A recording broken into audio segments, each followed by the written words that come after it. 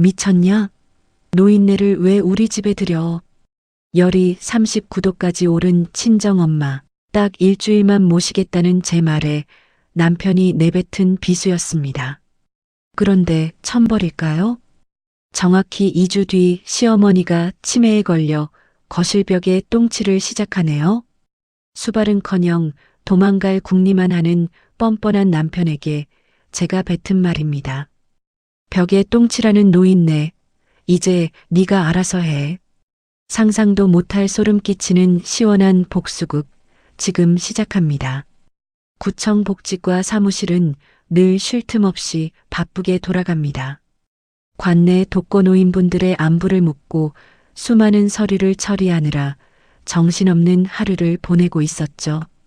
그때 책상 위에 둔 제 휴대폰이 요란하게 울렸습니다. 화면에 뜬 엄마라는 두 글자를 보는 순간 왠지 모를 서늘한 불안감이 가슴을 훑고 지나가더군요. 여보세요?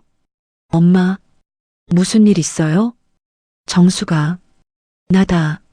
내가 몸이 좀 많이 안 좋네. 수화기 너머로 들려오는 엄마의 목소리는 형편없이 갈라져 있었습니다. 순간 가슴이 철렁 내려앉았습니다. 엄마, 목소리가 왜 그래요? 어디가 어떻게 아픈데요? 그냥 몸살인 것 같은데 좀 심한 몸살인가 봐. 열도 펄펄 끓고 뼈마디가 다 쑤셔서 도저히 일어날 수가 없네. 열이 얼마나 나는데요? 병원은 가봤어요?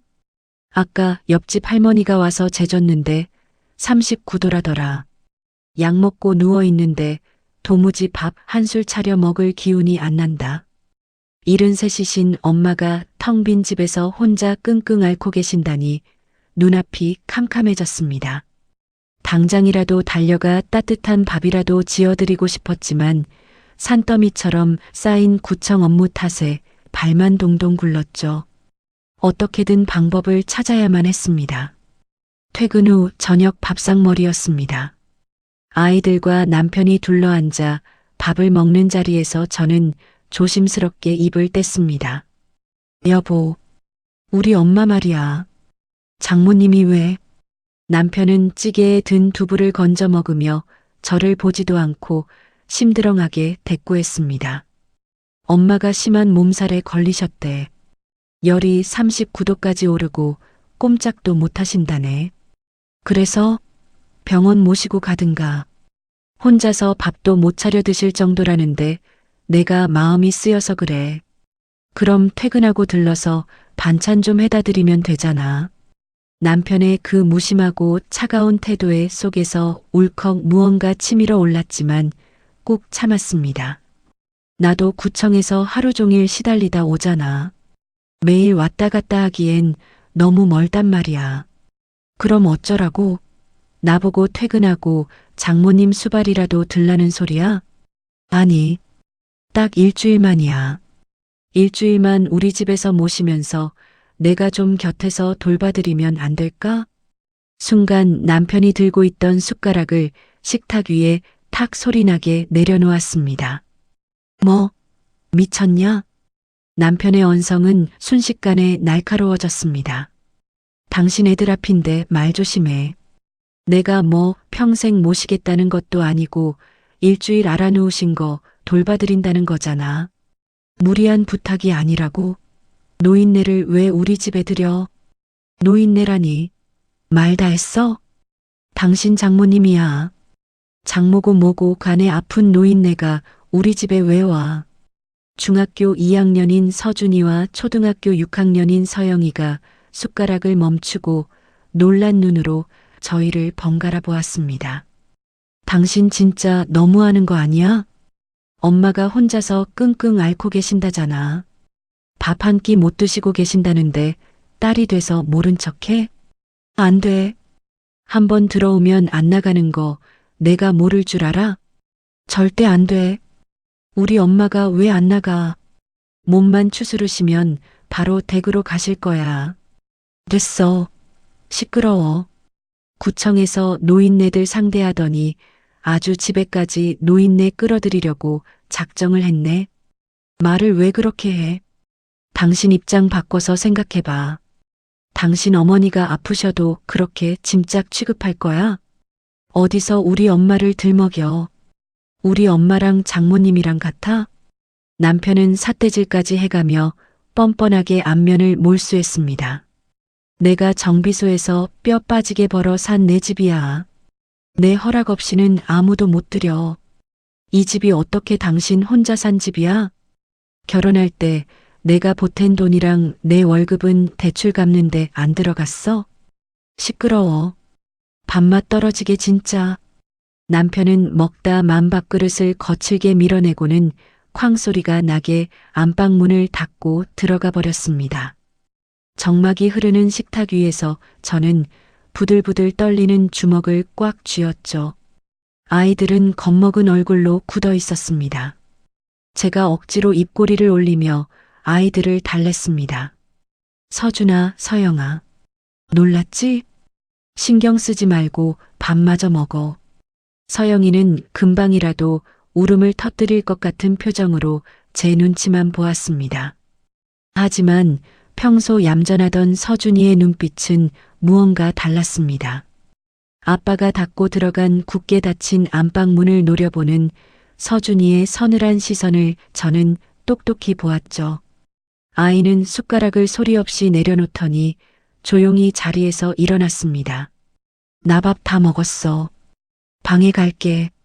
평소 같으면 맛있는 반찬을 더 달라고 투정 부릴 나이인데 그날 서준이의 좁은 어깨가 너무나 무거워 보였습니다.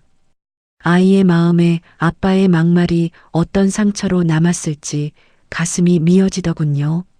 그 순간만큼은 남편에 대한 한 줌의 정마저 싹둑 잘려나가는 것 같았습니다. 하지만 20년 결혼 생활 동안 늘 그래왔듯 저는 또 아래 집수를 깨물며 참아야만 했습니다. 당장 알아누운 엄마를 챙기는 일이 먼저였으니까요. 결국 저는 친정 엄마를 집으로 모셔오지 못했습니다. 그날부터 제게는 피를 말리는 지옥 같은 일주일이 시작되었죠. 구청 업무가 끝나자마자 버스를 타고 친정으로 달려가 죽을 끓여 날랐습니다. 엄마, 조금이라도 좋으니까 한 숟갈만 떠봐요. 아이고, 우리 딸 고생시켜서 어쩌누. 퇴근하고 힘들 텐데 그냥 집에 가서 쉬지. 그런 소리 마요. 얼른 드시고 독한 약 털어 넣어야 낫지. 엄마는 며칠 새 반쪽이 된 얼굴로 제 손을 잡고 눈물을 훔치셨습니다. 불덩이 같은 엄마의 몸을 닦아드리고 밀린 집안일을 해놓고 나면 어느새 밤 10시가 훌쩍 넘었죠. 파김치가 되어 집에 돌아오면 저를 기다리는 건 남편의 차가운 타박뿐이었습니다. 거실 소파에 벌러덩 누워 텔레비전을 보던 남편은 제가 현관문을 여는 소리에 고개만 휙 돌렸습니다. 이제 오냐? 아주 장모님 댁에서 살림을 차리지 그래. 나 피곤해. 그만해. 피곤? 누가 사서 고생하래? 집안 꼴은 이게 뭐야?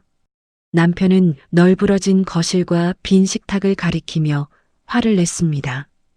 애들 밥은? 당신 손은 장식이야? 애들 밥 좀 챙겨주면 어디 가뒀나? 뭐, 여자가 집구석을 이따위로 내팽개치고 어디서 큰 소리야. 내가 놀다 왔어? 엄마 아파서 병간호하고 왔잖아. 그러니까 누가 하래? 당신이 오지랖 부려서 혼자 사서 고생하는 거잖아.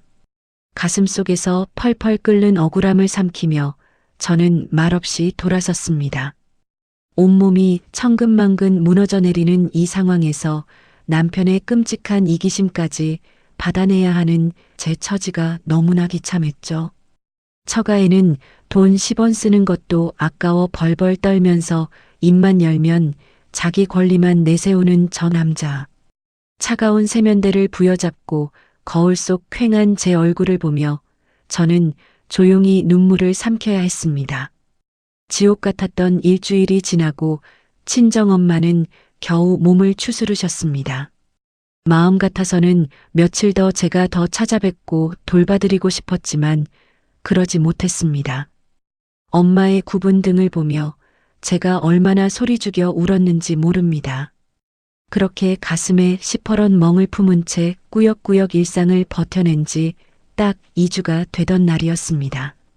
구청 복지과 사무실에서 서류를 검토하고 있는데 시어머니에게서 전화가 걸려왔습니다. 평소에도 제게 전화를 걸어 며느리 도리를 운운하며 구박하시던 분이라 달갑지는 않았죠.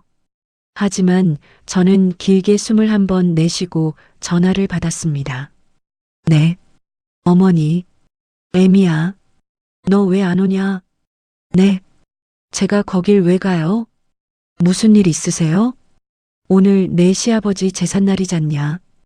음식 장만해야지 며느리가 돼서 어디서 농땡이야. 순간 제 귀를 의심했습니다. 돌아가신 시아버지의 제사는 가을이고 지금은 한여름을 향해 가는 계절이었으니까요. 어머니, 무슨 말씀이세요? 아버님 제사는 아직 멀었잖아요. 2년이 제정신이 아니네. 빨리 와서 전이나 붙여. 그러고는 뚝 하고 전화가 끊어졌습니다. 가슴 한구석이 쎄하게 식어내리는 기분이 들었습니다. 단순히 연세가 드셔서 깜빡하신 거라고 치부하기엔 목소리가 너무나 단호했거든요. 찝찝한 마음을 털어내려 애쓰며 다시 업무에 집중하려던 찰나였습니다. 이번에는 시어머니 댁 옆집에 사는 이웃에게서 다급한 전화가 걸려왔습니다. 정숙 씨죠? 여기 시어머니 댁 옆집인데요. 네. 무슨 일이시죠? 어머님이 지금 좀 이상하셔요. 날이 이렇게 더운데 겨울 파카를 입으시고는 짝짝이 슬리퍼를 신고 골목을 헤매고 계시네요. 네. 겨울 파카를요? 제가 어디 가시냐고 여쭤봤더니 자꾸 고향집에 가야 한다면서 길을 못 찾으셔요. 빨리 와보셔야 할 것 같아요. 등줄기를 타고 식은땀이 쫙 흘렀습니다. 저는 서둘러 구청에 반차를 내고 남편의 정비소로 전화를 걸었습니다. 당신, 지금 당장 어머니 댁으로 가봐야겠어. 왜? 우리 엄마가 왜? 어머니가 이상하시대. 한여름에 겨울옷을 입고 밖에서 길을 잃으셨나 봐. 아까 나한테는 아버님 제사라고 빨리 오라며 헛소리까지 하셨어. 뭐? 당장 갈 테니까 당신도 빨리 와. 저와 남편은 거의 동시에 시어머니 댁 골목에 도착했습니다. 정말 이웃의 말대로 시어머니는 두꺼운 겨울 파카를 입고 초점 없는 눈으로 골목 담벼락을 더듬고 계셨죠. 엄마, 여기서 뭐 하는 거야? 남편이 기겁을 하며 시어머니를 부둥켜 안았습니다. 누구요? 나 고향집에 가야 혀. 기차가 와야 하는데. 엄마, 나야. 아들. 내 아들은 서울 가서 돈 벌어. 비켜. 시어머니는 당신 아들조차 알아보지 못하고 남편의 가슴을 퍽퍽 밀쳐냈습니다. 그뿐만이 아니었습니다. 어머니를 모시고 집 안으로 들어서자마자 매캐한 연기가 코를 찔렀습니다. 주방 가스레인지 위에서는 시커멓게 타버린 냄비가 매운 연기를 뿜어내고 있었죠. 조금만 늦었어도 온 집안이 잿더미가 될 뻔한 아찔한 상황이었습니다. 당신 빨리 창문 열고 환기해. 불날 뻔했잖아. 남편은 허둥지둥 가스밸브를 잠그고 창문을 열어젖혔습니다.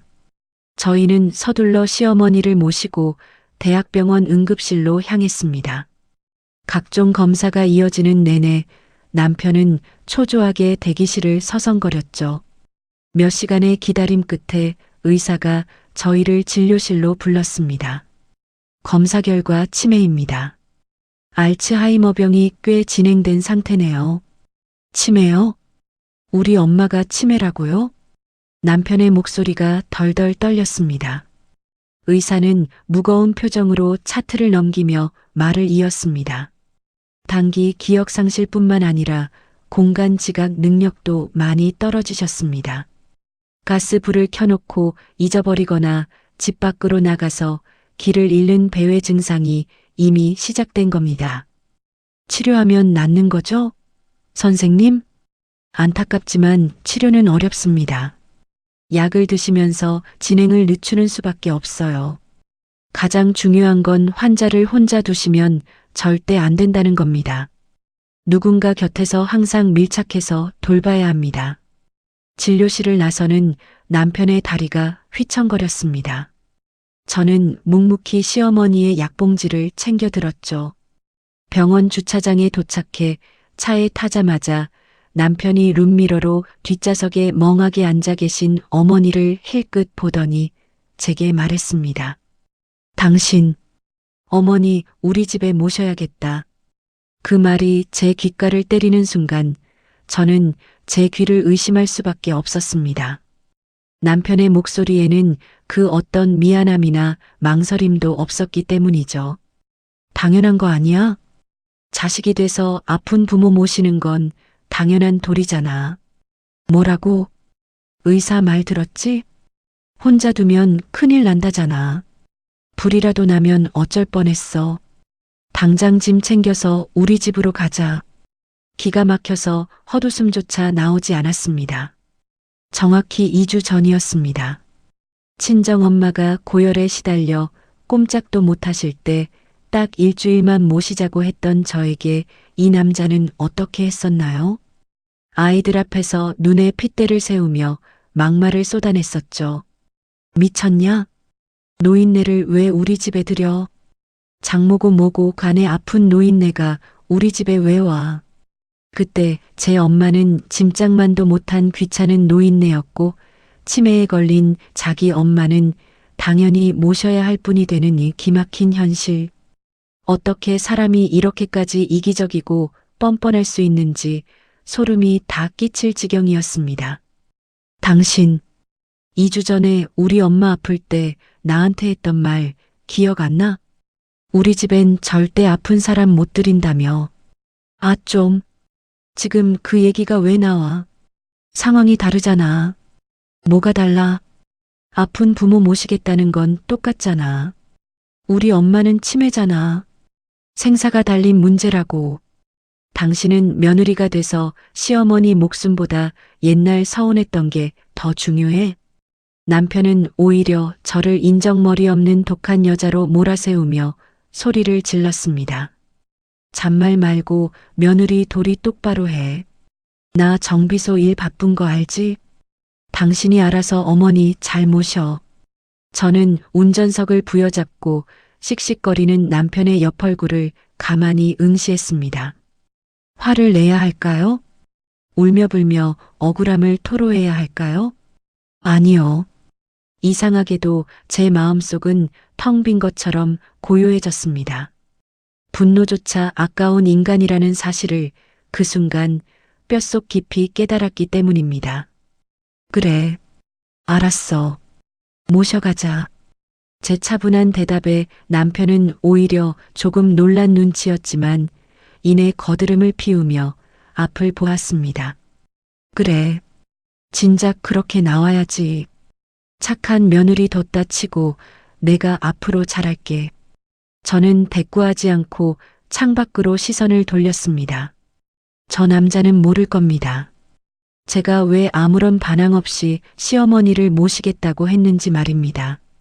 이날 이 차디찬 차 안에서 제 마음속에 남아있던 남편에 대한 마지막 신락 같은 미련과 정이 완벽하게 죽어버렸다는 사실을 말이죠. 서늘하게 식어버린 제 심장 위로 이제 곧 닥쳐올 거대한 폭풍의 그림자가 드리워지고 있었습니다. 시어머니가 우리 집으로 들어오신 그날부터 우리 집은 말 그대로 끔찍한 생지옥이 되었습니다. 치매의 진행 속도는 의사의 경고보다 훨씬 빠르고 무서웠죠.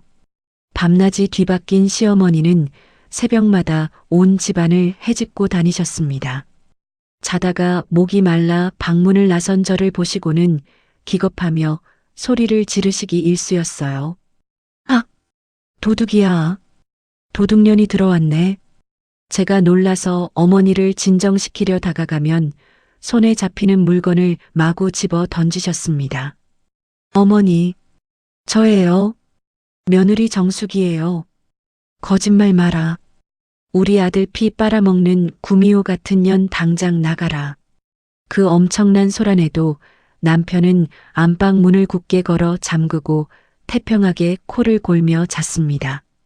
정말 피가 거꾸로 솟고 미칠 노릇이었죠.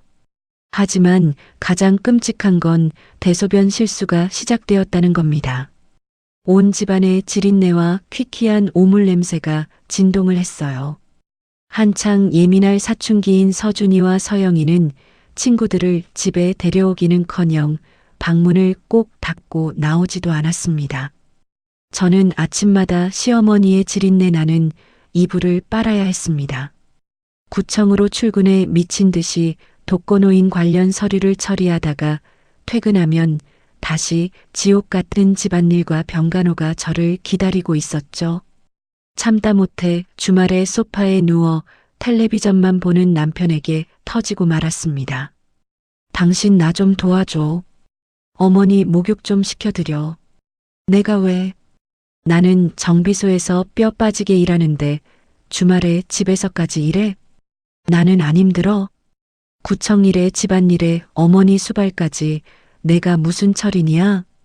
당신 어머니잖아. 아, 진짜 징징대지 좀 마. 집안일은 원래 여자가 하는 거지. 며느리가 돼서 그 정도도 못해? 남편은 눈을 부릅뜨며 오히려 적반하장으로 큰 소리를 쳤습니다. 주말이면 거래처 미팅이 있다는 핑계로 향수까지 뿌리고 밖으로 겉돌기 시작했거든요. 도저히 저 혼자서는 감당할 수가 없어서 꾹 참고 다시 제안을 했습니다. 여보, 우리 요양보호사라도 쓰자. 내가 너무 힘들어서 쓰러질 것 같아. 뭐? 돈 아깝게 남을 왜 써? 당신이 조금 부지런 떨면 되잖아. 그럼 장기요양 등급이라도 신청하자. 나라에서 지원 나오는 거 있단 말이야. 낮에 주간보호센터라도 보내드리자고. 제 말에 남편은 소파에서 벌떡 일어나며 삿대질을 해댔습니다. 미쳤어? 멀쩡한 아들 며느리 놔두고 우리 엄마를 남의 손에 맡기자는 거야? 당신 효도가 뭔지 몰라. 동네 창피하게 어디 요양보호사를 들여. 자기 체면 깎이는 건 죽기보다 싫고 자기 주머니에서 돈 한 푼 나가는 건 벌벌 떨면서 모든 무거운 짐을 저에게만 떠넘기는 남편이었습니다. 그 소름 끼치도록 이기적인 태도에 제 억장은 형체도 없이 무너져 내렸습니다. 그렇게 제 피와 살이 하루하루 말라가던 어느 날 새벽이었습니다. 새벽 3시쯤 되었을 무렵 코를 찌르는 역겨운 악취에 번쩍 눈이 떠졌죠. 불길한 예감에 홀린 듯 거실로 나간 저는 그 자리에 돌부처처럼 얼어붙고 말았습니다. 어두컴컴한 거실벽 한가운데 시어머니가 서 계셨습니다. 어머니의 양손은 물론이고 하얀 거실벽 전체에 시뻘겋고 누런 인분이 덕지덕지 발라져 있었죠. 히히, 내가 우리 아들 부자 되라고 금치를 혀놨어. 금치를 혀놨다고. 시어머니는 당신의 배설물을 손에 푹푹 묻혀 벽에 문지르며 해맑게 웃고 계셨습니다. 거실 바닥에도 온통 질척한 오물이 널브러져 있었죠. 너무 충격적인 광경에 비명조차 나오지 않았습니다. 숨을 쉴 수 없을 만큼 지독한 냄새 속에서 저는 덜덜 떨리는 손으로 고무장갑을 끼고 걸레를 빨아왔습니다. 안방에서는 남편의 드렁드렁 코 고는 소리가 아주 평화롭게 울려 퍼지고 있었죠.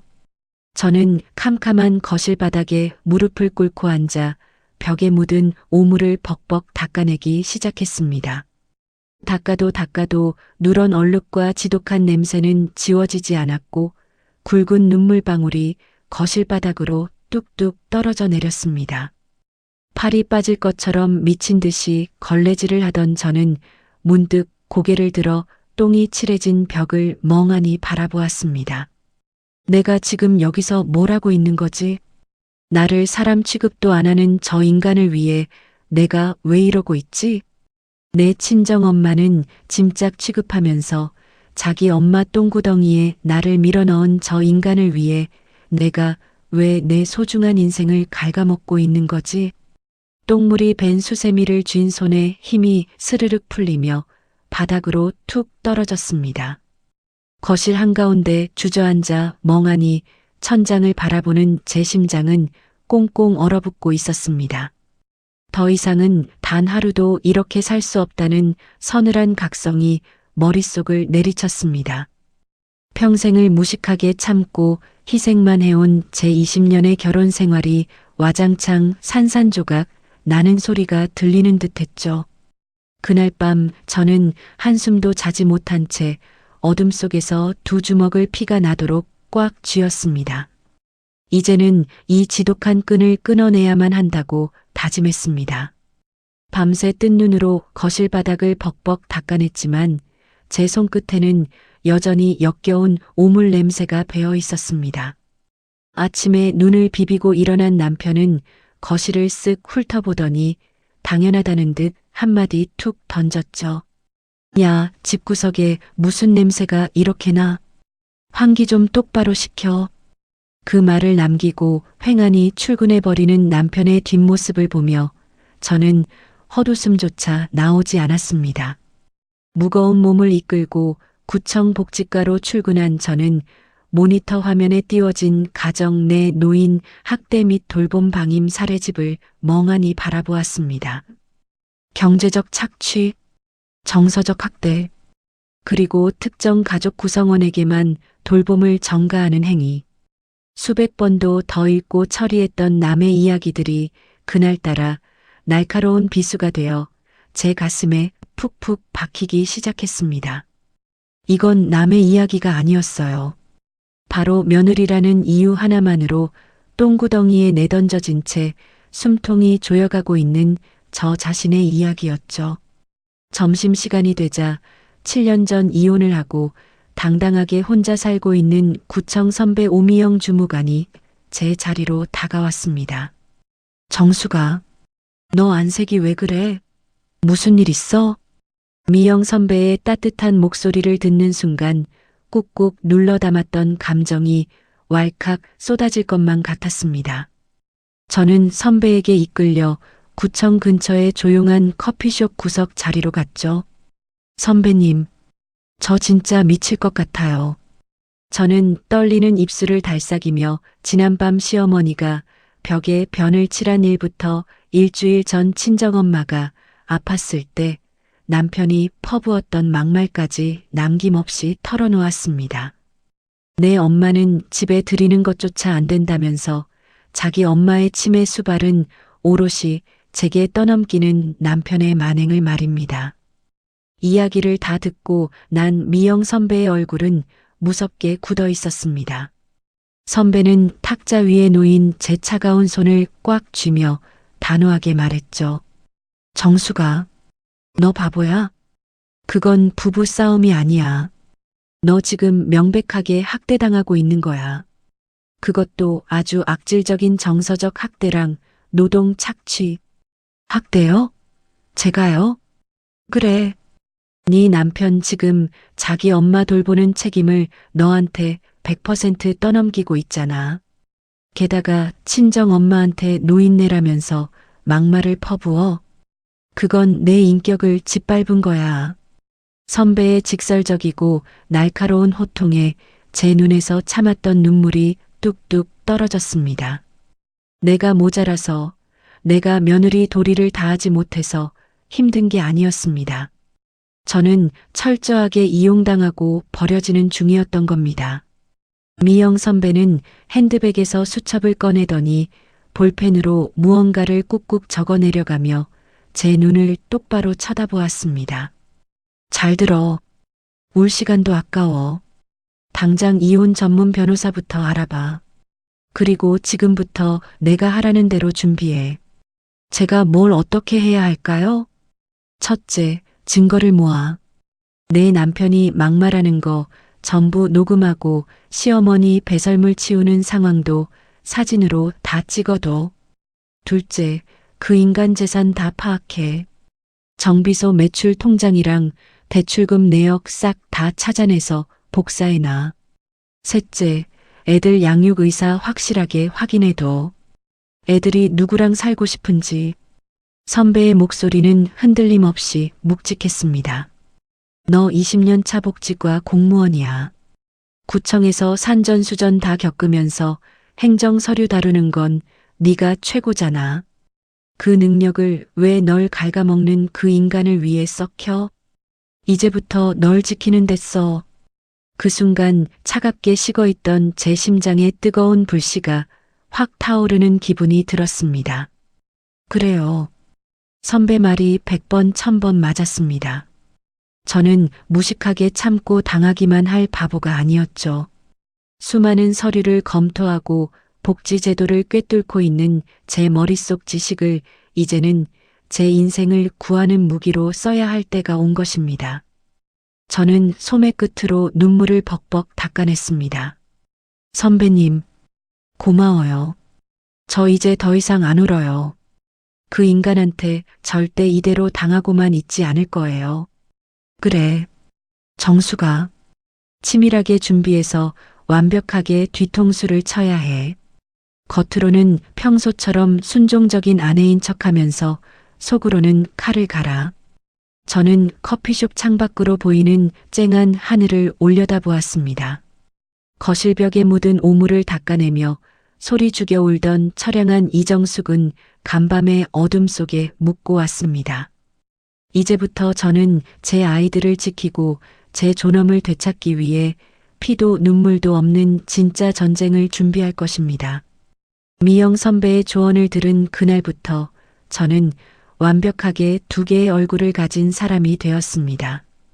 퇴근 후 집에 돌아오면 예전처럼 묵묵히 시어머니의 뒤치다꺼리를 하고 남편의 잔소리를 고분고분 받아내는 착하고 멍청한 며느리 행세를 했죠. 어머니 목욕 좀 자주 시켜. 집에서 호라비 냄새 나는 것 같잖아. 응, 알았어. 내일 쉴 때 구석구석 씻겨드릴게. 남편은 제 순종적인 대답에 거드름을 피우며 소파에 더 깊숙이 몸을 파묻었습니다. 하지만 남편이 코를 골며 잠든 새벽이면 저는 안방을 빠져나와 서재에서 조용히 컴퓨터를 켰습니다. 제 머릿속은 오직 이 지옥을 끝낼 증거 수집이라는 목표 하나로 미친 듯이 돌아가고 있었거든요. 가장 먼저 손을 댄 건 경제적인 증거였습니다.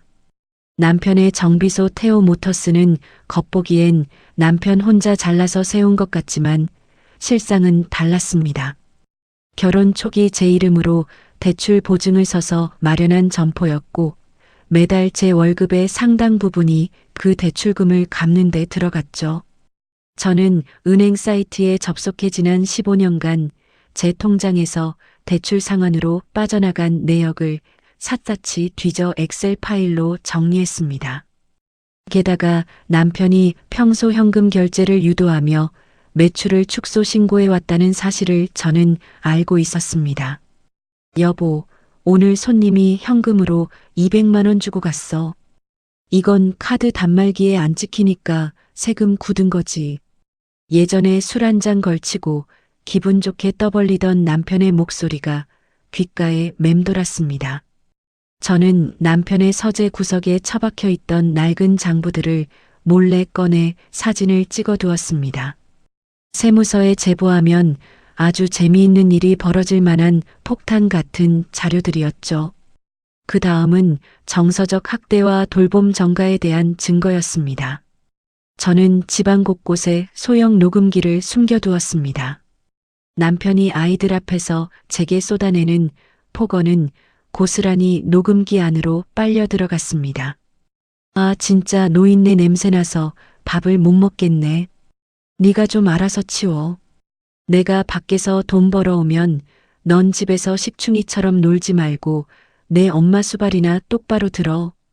녹음된 파일을 들을 때마다 피가 거꾸로 솟았지만 저는 이를 악물고 파일들을 날짜별로 USB에 차곡차곡 저장했습니다.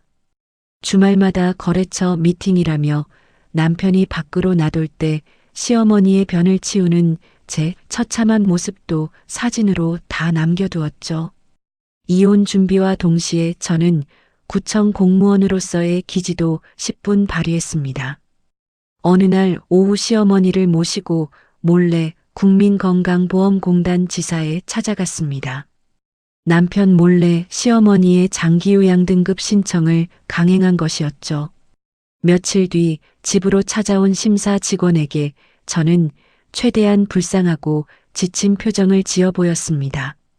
어머니가 밤마다 어떻게 소리를 지르고 변을 벽에 바르는지 그동안 모아둔 사진을 보여주며 낱낱이 진술했습니다.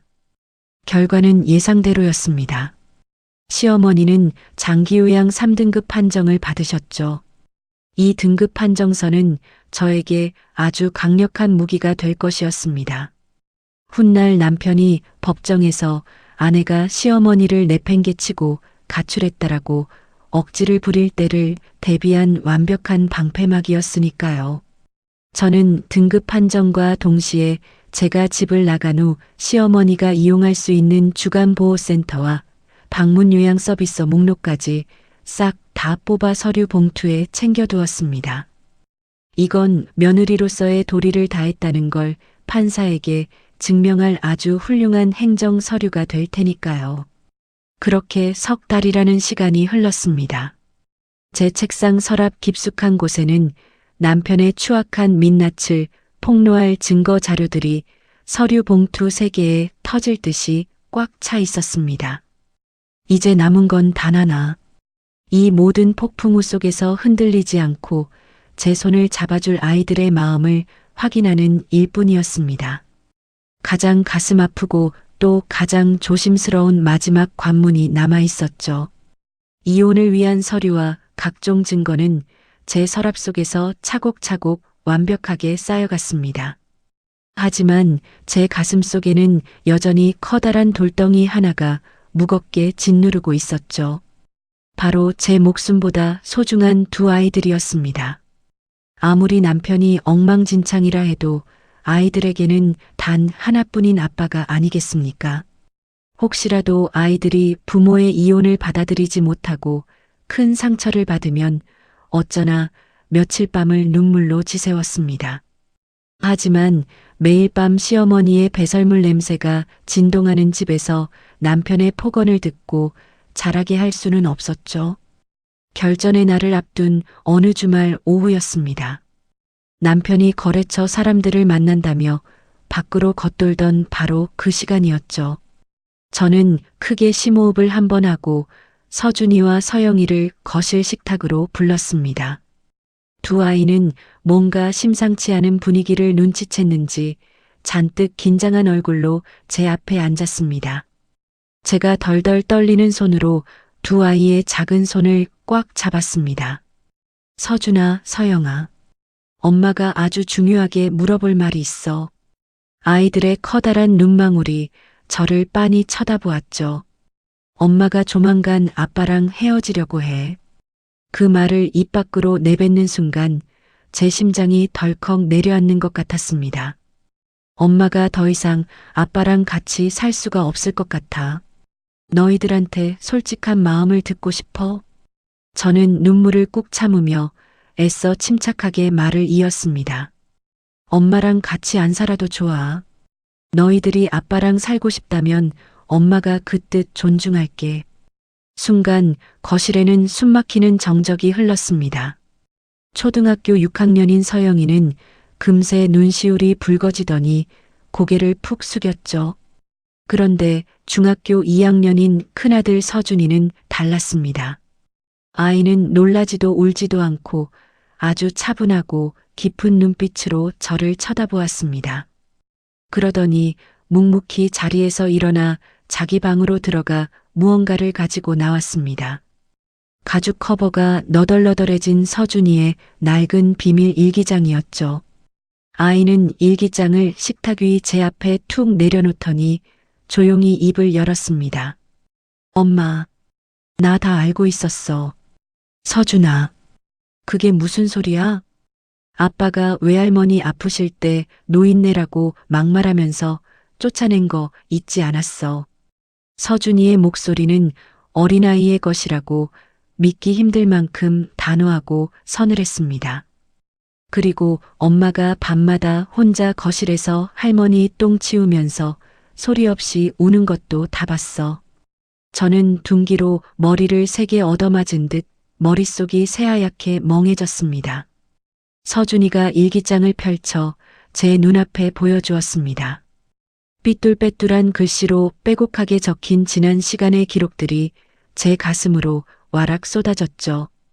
아빠가 오늘 또 엄마한테 소리를 질렀다. 아빠는 외할머니한테 노인네라고 했다. 아빠는 나쁜 사람이다. 엄마가 너무 불쌍하다. 내가 빨리 어른이 돼서 엄마를 지켜주고 싶다. 일기장을 읽어 내려가던 제 두 눈에서 기어이 뜨거운 눈물이 왈칵 쏟아져 내렸습니다. 저 혼자만의 끔찍한 고통인 줄 알았는데 제 어린 아들도 그 생지옥 속에서 함께 피눈물을 흘리고 있었던 겁니다. 서준이가 제 볼에 흐르는 굵은 눈물을 거친 손등으로 닦아주며 말했습니다. 엄마, 나 엄마랑 살래. 서준아, 나는 아빠처럼 살기 싫어. 진작 왜 안 그랬어? 왜 바보처럼 다 참고 살았어? 아들의 목소리에 섞인 원망 섞인 안타까움이 제 가슴을 날카롭게 후벼 팠습니다. 그때 옆에서 겁을 먹고 훌쩍이던 서영이도 제 품으로 와락 안겨들며 울음을 터뜨렸습니다. 엄마 나도 무서워. 아빠가 소리 지르고 물건 던질 때마다 너무 무서웠어. 서영아, 우리 딸, 나도 엄마랑 살래. 아빠 없는 게 훨씬 좋아. 우리 엄마랑 외할머니랑 다 같이 살자. 저는 두 아이를 꽉 끌어안고 엉엉 소리내어 목 놓아 울었습니다. 지난 20년간 남편의 지독한 멸시와 구박 속에서 억눌렸던 서러움이 씻겨 내려가는 듯한 눈물이었죠. 동시에 저를 믿고 선택해준 이 불쌍한 핏덩이들을 위해서라도 기필코 승리하겠다는 독한 오기가 치밀어 올랐습니다. 그래, 고마워 내 새끼들. 엄마가 진짜 눈물 나게 행복하게 해줄게. 아이들과의 대화를 마친 다음 날 저는 구청에 반차를 내고 아이들이 다니는 학교로 향했습니다. 단순히 제 마음을 다잡기 위해서가 아니라 아주 철저한 법적 대비를 위해서였죠. 구청 복지과에서 수많은 이혼 가정을 상담하며 뼈저리게 알게 된 사실이 있었습니다. 나중에 법정에서 양육권 분쟁이 벌어지면 아이들의 평소 의사가 아주 결정적인 판단 기준이 된다는 것을요. 저는 서준이와 서영이의 학교 전문 상담 교사를 차례로 만났습니다. 선생님, 제가 남편과 이혼 소송을 준비 중입니다. 상담 교사는 적잖이 놀란 눈치였지만 저는 아주 침착하고 정중하게 상황을 설명했습니다. 아이들이 집에서 남편의 잦은 폭언에 지속적으로 노출되어 왔습니다. 아, 서준이가 요새 부쩍 표정이 어두웠는데 그런 가슴 아픈 사연이 있으셨군요. 네. 무엇보다 아이들 모두 저와 살기를 강력하게 희망하고 있습니다. 저는 상담 교사의 눈을 똑바로 쳐다보며 공무원 특유의 단호함으로 간곡하게 부탁드렸습니다. 혹시 모를 양육권 재판에 대비해서 아이들의 현재 심리 상태와 양육 의사를 학교 상담 일지에 공적으로 명확하게 기록해 주십시오. 상담 교사는 고개를 끄덕이며 제 요청대로 서류를 꼼꼼하게 작성해 주기로 굳게 약속했습니다. 학교 교문을 나서는 제 발걸음에는 이제 한치의 망설임이나 두려움도 남아있지 않았습니다. 아이들의 진심이라는 세상에서 가장 강력하고 든든한 무기를 얻었으니까요. 이제 모든 무기 장착과 완벽한 세팅은 끝났습니다. 그 인간의 오만한 콧대를 무참히 꺾어버리고 통쾌하게 짓밟아줄 그날만을 손꼽아 기다릴 차례였습니다. 모든 준비는 완벽하게 끝났습니다. 아이들과 당장 지낼 수 있는 깨끗한 오피스텔 계약도 이미 마친 상태였죠. 당장 필요한 옷가지와 아이들 짐은 며칠 전부터 조금씩 빼내어 제 자동차 트렁크에 빈틈없이 실어두었습니다. 이제 남은 건 단 하나, 그 뻔뻔하고 이기적인 남편의 면상에 통쾌한 카운터 펀치를 날려주는 일뿐이었습니다. 그리고 하늘이 저를 도우셨는지 그 결전의 날은 아주 기가 막힌 타이밍에 찾아왔습니다. 그날은 금요일 저녁이었습니다. 퇴근하고 집에 돌아오니 현관문을 열기도 전부터 역겨운 악취가 코를 찔렀죠. 아니나 다를까 시어머니가 또 거실벽 전체에 당신의 배설물을 잔뜩 발라놓으셨더군요. 평소 같았으면 가방을 내동댕이 치고 고무장갑부터 찾아 끼며 울며 겨자 먹기로 걸레질을 시작했을 겁니다. 하지만 그날 저는 앞치마를 두르지도 않은 채 식탁 의자에 가만히 앉아 기다렸습니다. 밤 10시가 훌쩍 넘은 시간 현관문이 요란하게 열리며 밖에서 술을 걸치고 온 남편이 들어왔습니다. 거실에 발을 들이자마자 남편은 코를 틀어막으며 미친 듯이 소리를 질러댔습니다. 우에, 이게 무슨 냄새야? 야! 남편의 날카로운 고함이 거실을 쩌렁쩌렁 울렸습니다. 너 집구석에서 뭐하고 자빠졌어? 냄새 안 맡아져? 당장 안 치우고 뭐 하는 거야? 저는 천천히 식탁 의자에서 일어났습니다.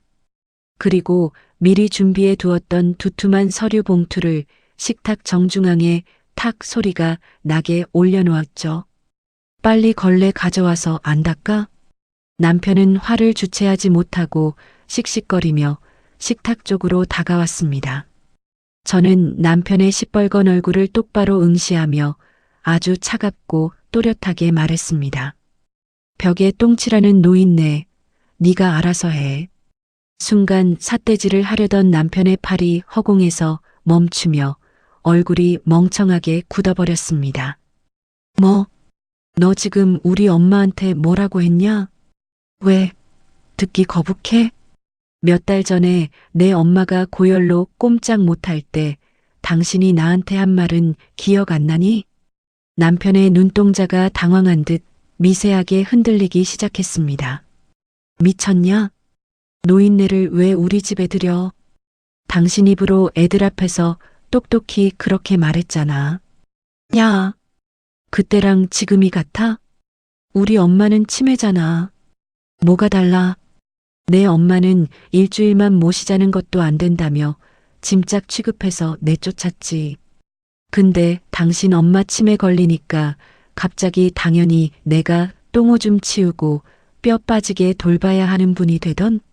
저는 한치의 흔들림 없이 남편의 추악한 내로남불을 갈기갈기 찢어발겼습니다. 밤마다 벽에 변 바르는 거 치우는 것도 새벽마다 소리 지르는 거 달래는 것도 전부 내 몫이었어. 당신은 손가락 하나 까딱 안 하면서 밖으로만 돌았지. 이제 내 인내심도 끝이야. 당신 엄마는 이제 아들인 당신이 알아서 똥 치우고 모셔. 남편은 기가 찬다는 듯 헛웃음을 치며 식탁 위에 봉투를 거칠게 낚아챘습니다. 이게 뭔데? 네가 감히 나한테 훈계질이야? 봉투에서 서류를 꺼내본 남편의 두 눈이 금방이라도 튀어나올 듯 커졌습니다. 이혼?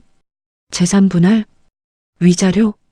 남편은 어이없다는 듯 콧방귀를 끼며 저를 비아냥거렸죠. 미쳤네. 야, 이정숙. 네가 나랑 이혼하면 당장 뭐 먹고 살 건데? 내 집에서 빈몸으로 쫓겨나서 길거리 나앉고 싶어? 내 집? 웃기지 마. 이 아파트 공동 명의인 거 잊었어? 그리고 나 20년 차 구청 공무원이야. 내 밥벌이는 내가 알아서 하니까 당신 앞가림이나 똑바로 해. 저는 빙긋 웃으며 남편의 숨통을 완벽하게 끊어놓을 결정타를 날렸습니다. 정비소 점포 대출금 내 월급으로 갚은 통장 내역 다 뽑아서 변호사 줬어. 그리고 당신 현금 매출 축소해서 신고한 장부 사진들, 그거 세무서에서 아주 흥미로워할 것 같더라. 남편의 뻔뻔하던 얼굴에서 순식간에 핏기가 싹 가셨습니다. 입술을 덜덜 떨며 아무 말도 하지 못하는 그 인간을 향해 저는 서늘하게 쐐기를 박았죠. 법정에서 탈세 제보로 장부 터지기 전에 재산 분할 얌전하게 도장 찍는 게 좋을 거야. 당신이 나한테 퍼부은 폭언 녹음한 거랑 주말마다 시어머니 방치하고 나간 증거도 싹 다 넘어갔으니까 위자료도 든든히 준비해두고. 하늘 높은 줄 모르고 오만하던 남편의 눈빛이 그제야 처참하게 무너져 내렸습니다. 태세가 180도 돌변한 남편은 다급하게 제 소매를 붙잡으며 애원했습니다. 여보, 정수가, 내가 잘못했어. 내가 요새 정비소 일 때문에 스트레스를 많이 받아서 미쳤었나 봐. 다시 잘할게. 그 더러운 손 치워. 저는 남편의 손을 더러운 벌레 털어내듯 매몰차게 쳐냈습니다. 그리고 굳게 닫혀있던 아이들 방문을 향해 또렷하고 맑은 목소리로 외쳤죠. 서준아, 서영아, 나와. 이제 가자.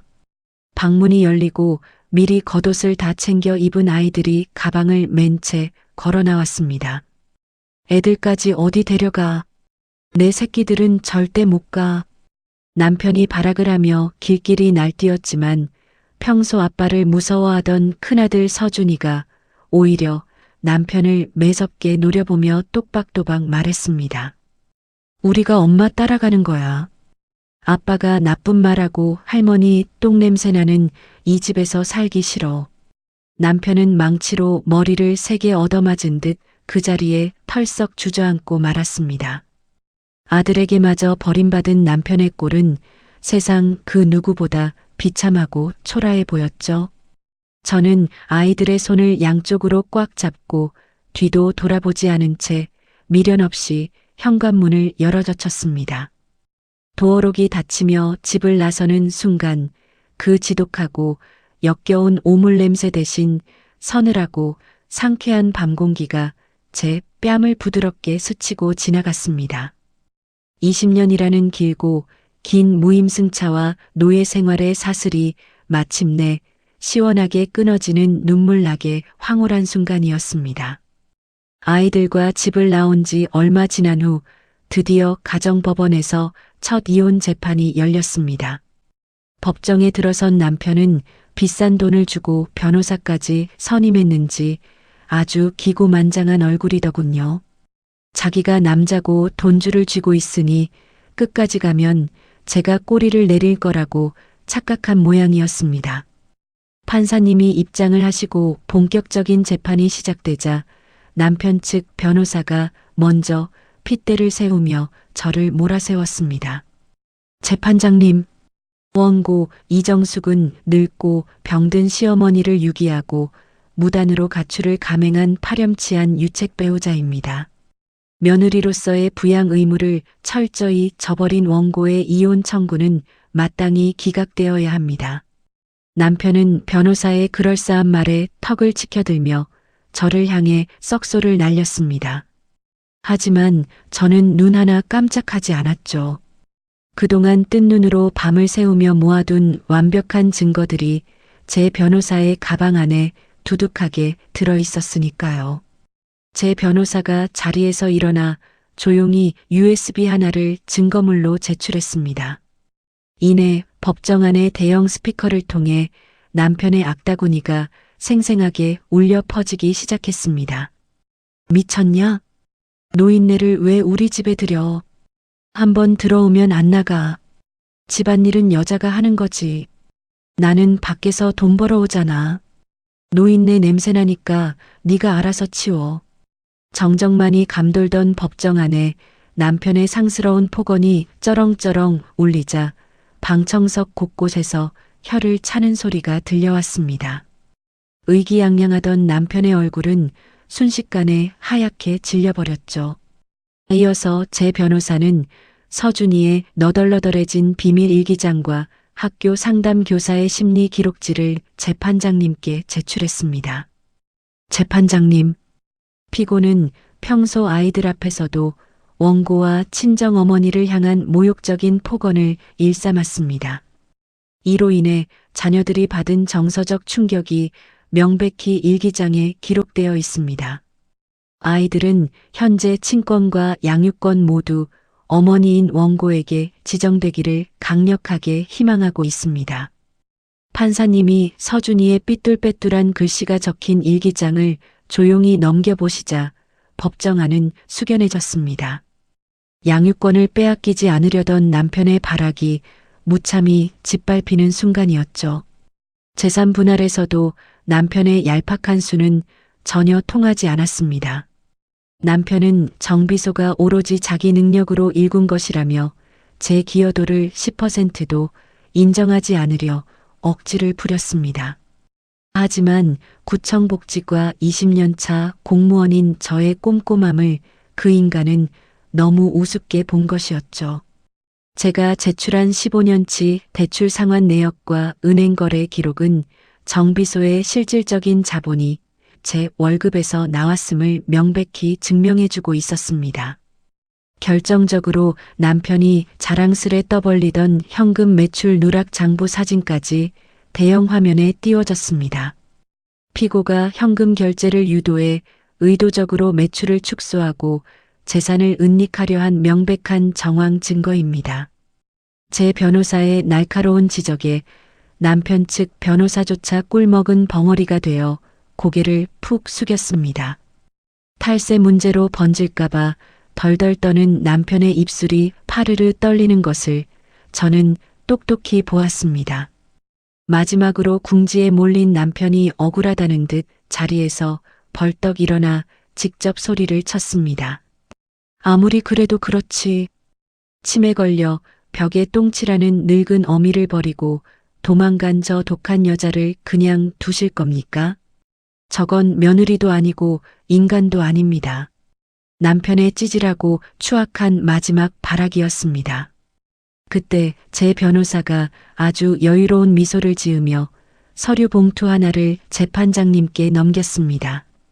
재판장님, 원고가 집을 나오기 전 직접 발로 뛰어 신청해둔 시어머니의 장기요양 3등급 판정서와 주간보호센터 연계 서류입니다. 판사님의 눈이 동그랗게 커지며 서류를 자세히 들여다보셨습니다. 원고는 집을 나오는 그 순간까지도 홀로 남겨질 시어머니의 요양 돌봄 서비스를 완벽하게 구축해 두었습니다. 과연 이것이 시어머니를 유기한 며느리의 행동이라고 볼 수 있겠습니까? 모든 서류 검토를 마친 판사님이 안경을 치켜 올리며 남편을 향해 아주 묵직하고 단호한 일침을 날리셨습니다. 피고 측의 유기 주장은 전면 기각합니다. 오히려 며느리인 원고만이 유일하게 환자의 상태를 살피고 공적인 돌봄 체계를 마련한 사실이 서류를 통해 명백히 입증되었습니다. 아프신 어머니에 대한 1차적인 부양 의무는 며느리가 아니라 친아들인 피고 본인에게 있는 것입니다.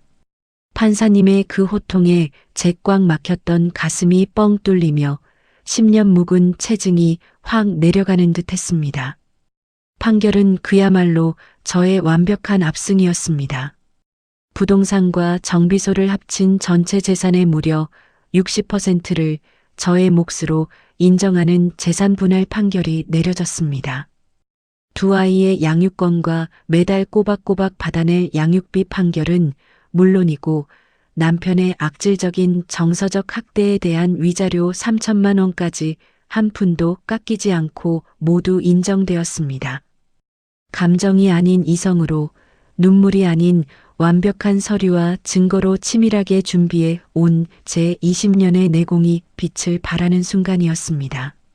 재판이 모두 끝나고 텅 빈 법정을 나서는 남편의 뒷모습은 차마 눈뜨고 볼 수 없을 정도로 흉하고 처참했습니다.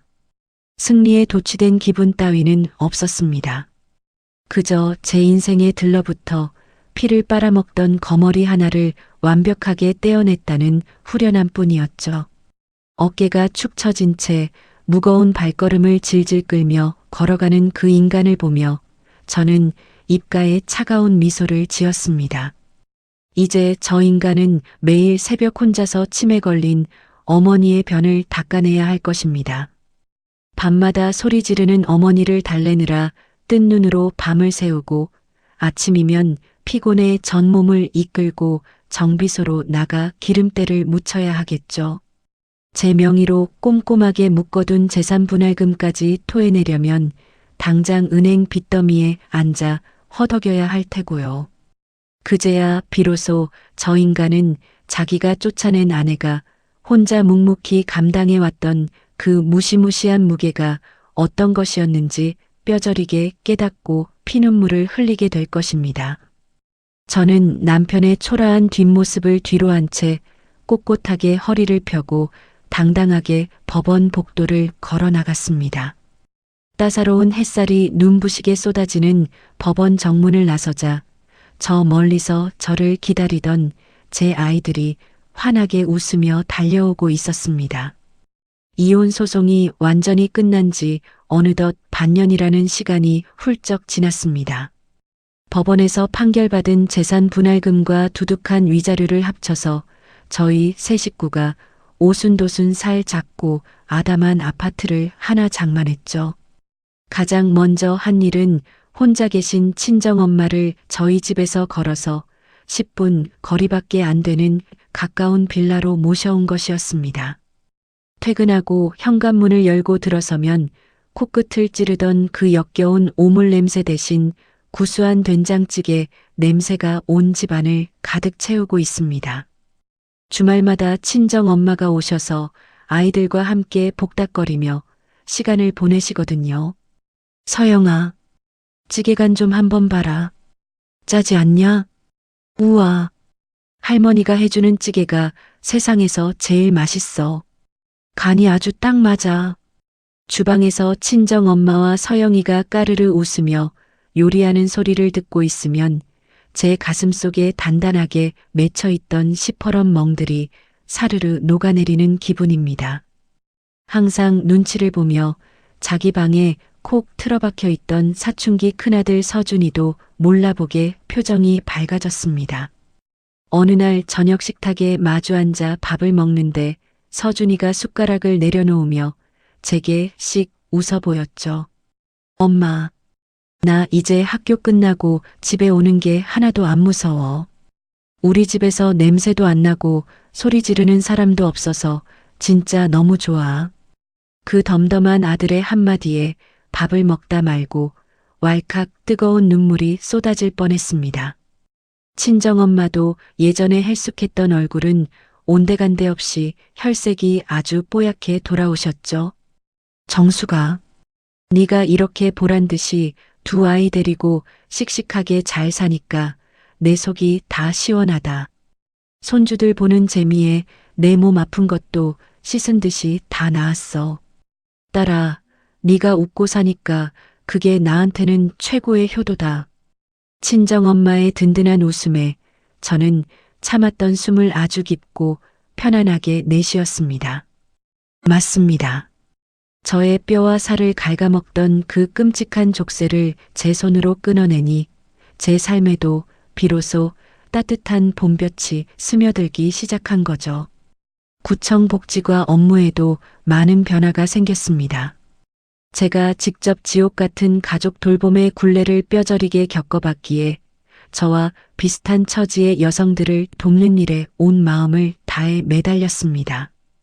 이 주무관님, 이번에 기획하신 가족 돌봄자 지원 프로그램 반응이 관내에서 아주 뜨거워요. 구청장님도 극찬하셨다니까요. 미영 선배가 제 어깨를 두드리며 활짝 웃어주었죠. 현장의 생생한 경험을 완벽하게 녹여낸 기획안 덕분에 저는 능력을 크게 인정받아 당당히 복지과 팀장으로 승진까지 하게 되었습니다. 자신을 희생만 하며 눈물 짓던 바보 같은 며느리가 아니라 온전하고 당당한 이정숙이라는 이름으로 새롭게 태어난 겁니다. 반면 저 없는 빈집에 덩그러니 남겨진 그 인간의 삶은 완벽하게 시궁창으로 곤두박질치고 있었습니다. 동네에 건너 들려오는 소문에 의하면 전 남편의 몰락은 아주 처참하고 우스꽝스러웠습니다. 저에게 거액의 재산 분할금을 떼어주느라 은행 빚더미에 올라앉은 데다가 혼자서 치매 어머니를 돌보느라 아주 죽을 맛이라는 겁니다. 밤마다 도둑이 들었다며 악을 쓰는 시어머니를 말리느라 뜬 눈으로 밤을 새워야 했겠죠. 아침이면 온 사방벽에 덕지덕지 발라놓은 똥과 오줌을 자기 혼자서 벅벅 닦아내야 했을 겁니다.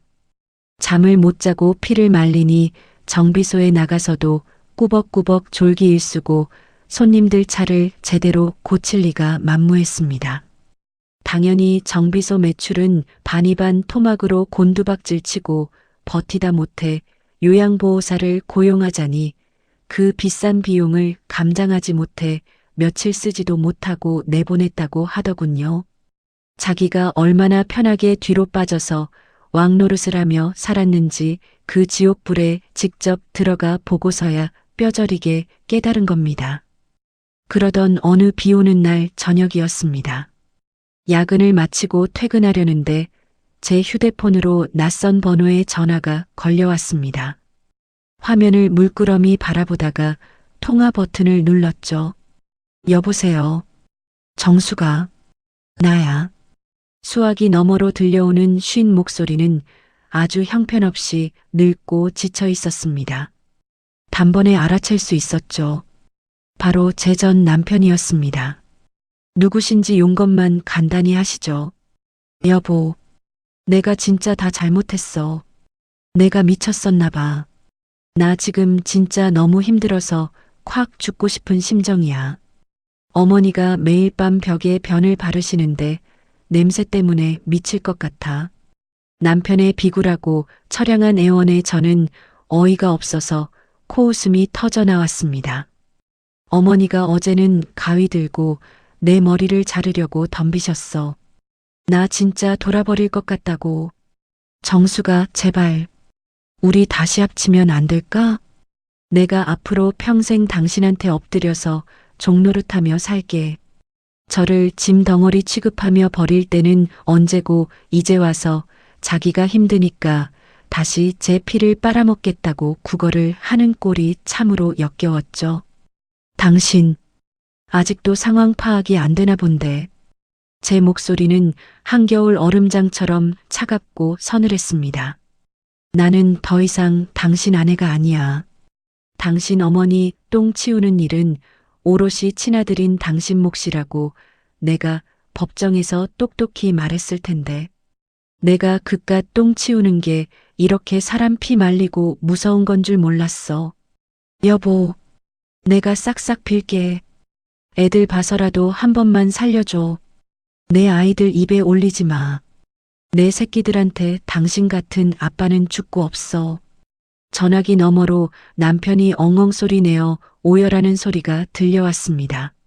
하지만 제 가슴 속에는 단 한 톨의 연민이나 동정도 남아있지 않았습니다. 저는 책상 위에 놓인 결제 서류를 덮으며 아주 사무적이고 단호하게 마지막 통보를 날렸습니다. 장기요양 3등급 판정받아둔 서비스 신청 서류는 제가 다 댁의 관할 주민센터에 넘겨두었습니다. 도움이 필요하시면 전처한테 질척거리지 마시고 관할 주민센터 복지창구로 정식 문의하세요. 저는 남편의 구차한 변명이 더 이어지기 전에 통화 종료 버튼을 가차없이 눌러버렸습니다. 그리고 스팸 번호 차단 목록에 그 징그러운 번호를 아주 꾹 눌러 등록해버렸죠. 더 이상 그 남자는 제 남편도 제 아이들의 아빠도 아니었습니다. 그저 구청 복지과를 귀찮게 하는 민원인 중 한 명, 그것도 아주 악질적이고 구제불능인 진상 민원인일 뿐이었습니다. 저는 세상 그 누구보다 홀가분한 마음으로 구청 건물을 나섰습니다. 비가 그친 맑은 밤하늘에는 별이 유난히도 반짝이고 있었고 저를 묵묵히 기다려주는 따뜻한 진짜 내 집으로 향하는 발걸음은 깃털처럼 가벼웠습니다. 그렇게 폭풍 같았던 이혼 소송이 마무리되고 어느덧 1년이라는 시간이 훌쩍 흘렀습니다. 오늘은 제게 세상에서 가장 소중한 사람, 친정엄마 복희 여사님의 생신날입니다. 아침 일찍부터 우리 집 주방은 잔치집처럼 시끌벅적하고 분주했죠. 제가 콧노래를 흥얼거리며 엄마가 제일 좋아하시는 매콤한 갈치조림을 끓이는 동안 거실에서는 아이들의 웃음소리가 끊이지 않았습니다.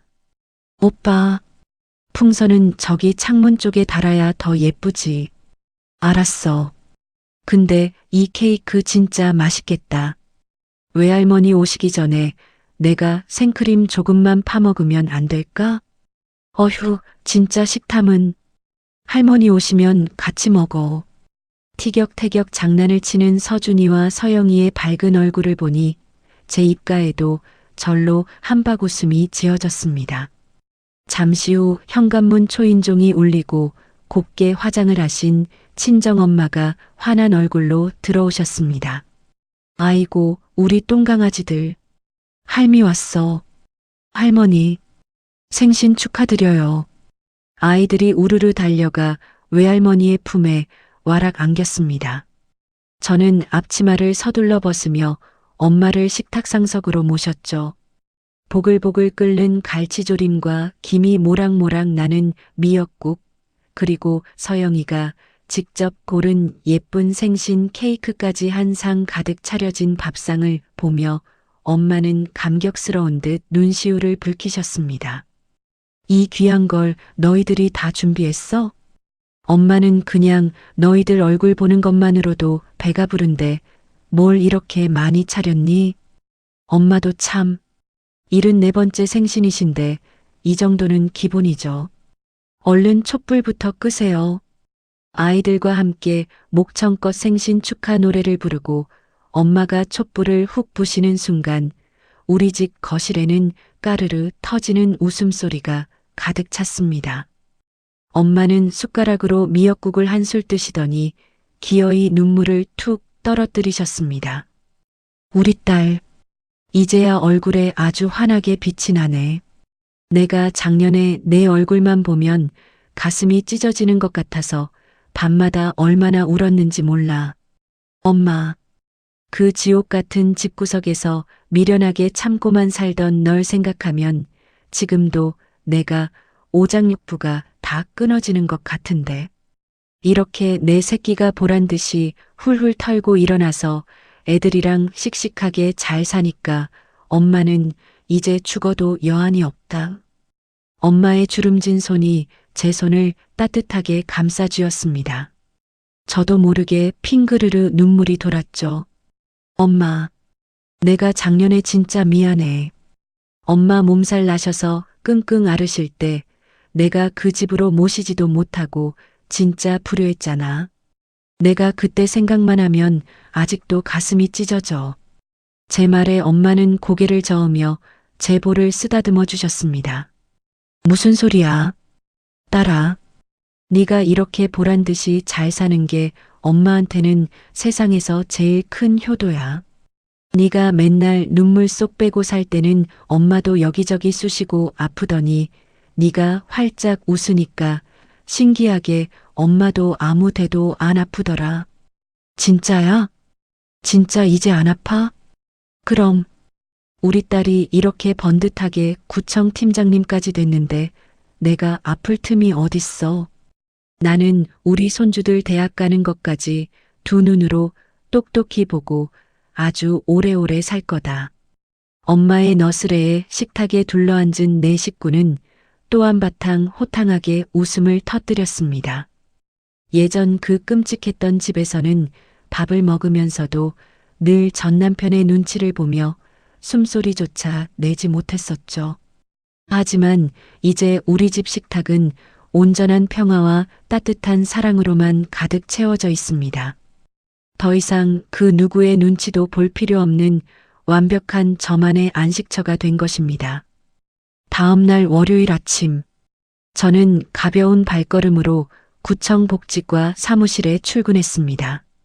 커피를 한 잔 타서 자리에 앉으려는데 창구 쪽에 웬 젊은 새댁이 고개를 푹 숙인 채 훌쩍이고 있는 모습이 보였습니다. 가까이 다가가서 보니 눈밑이 퀭하게 패고 손목에는 파스가 잔뜩 붙어 있는 것이 한눈에 봐도 오랜 병간호에 지친 기색이 역력했죠. 선생님, 어디 불편하신 곳이 있나요? 제가 부드럽게 말을 건네자 세댁은 왈칵 눈물을 쏟으며 하소연을 시작했습니다. 팀장님, 저 진짜 힘들어서 죽을 것 같아요.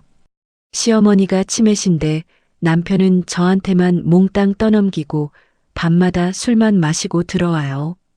저는 밥 먹을 시간도 없어서 미치겠는데 남편은 저보고 집에서 논다고 막말을 해요. 세댁의 떨리는 목소리를 듣는 순간 1년 전 그 지옥불 속에서 똥 묻은 걸레를 쥐고 울부짖던 제 과거의 모습이 선명하게 겹쳐 보였습니다. 저는 망설임 없이 세댁의 곁으로 다가가 파스가 붙은 그 차갑고 거친 손을 두 손으로 꽉 맞잡았습니다. 그리고 제 인생을 완벽하게 구원해 주었던 미영 선배의 조언을 이제는 제가 이 가여운 며느리에게 전해주기로 마음먹었습니다. 세댁, 내 말 잘 들어요. 그냥 무식하게 참고 울기만 하면 바보 되는 겁니다. 놀란 눈으로 저를 올려다보는 세댁을 향해 저는 아주 또렷하고 확신에 찬 목소리로 말했습니다. 당신도 누군가의 귀한 딸이고 사람이에요. 당장 감정적으로 남편이랑 싸우지 말고 증거부터 차곡차곡 모으세요. 시어머니 요양 등급은 제가 당장 오늘 직접 알아봐 드릴 테니까 마음 굳게 먹어요. 합법적이고 치밀하게 움직이면 이 지옥에서 탈출할 방법은 반드시 있습니다. 제 말에 세댁의 눈빛에 작은 희망의 불씨가 켜지는 것을 보았습니다. 그녀의 두 손에 따뜻한 온기를 불어넣으며 저는 속으로 조용히 의졸였습니다. 나를 갉아먹는 그 부당한 희생의 사슬을 끊어내는 것은 결코 죄가 아니라고 말입니다. 감정이 아닌 냉철한 이성과 전략으로 마침내 제 존엄을 되찾은 저의 이 눈부신 승리가 지금 고통받는 수많은 사람들에게도 작은 용기가 되기를 간절히 기도해 봅니다. 제 이름 이정숙. 이제 제 인생의 이막은 그 누구보다 눈부시고 찬란하게 펼쳐질 것입니다.